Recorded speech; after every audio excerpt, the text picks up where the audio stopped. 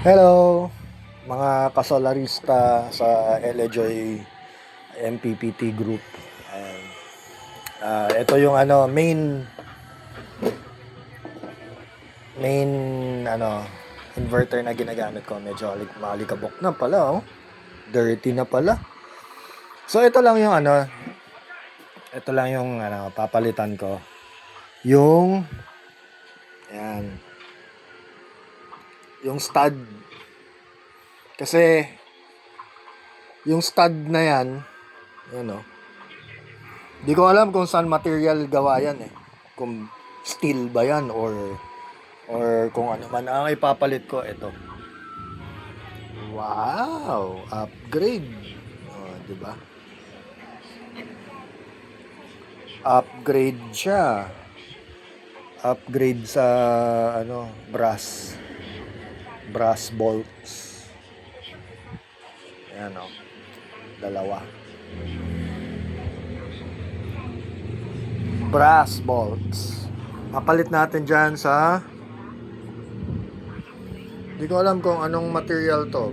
Malamang to steel, which is mataas ang resistance. So bubuksan natin to ngayon. Screwdriver. Focus.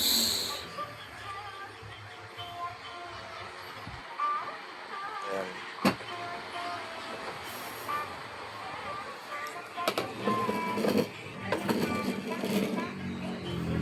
Mahirap pala mag-open ng ng isang kamay lang ang gamit. Buti na lang may magnet yung screwdriver. May magnet. So sige, balitaan ko kayo. Video gagawin ko muna. Ito yung idea ko. Palitan yan. Brass bolts.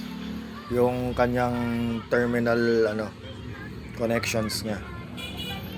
Tignan natin kung magi-improve sa runtime yung kanyang oras ng operation, kasi malakas makalobat ang mataas ang resistance eh. So tignan natin kung ano yung magiging improvement niya.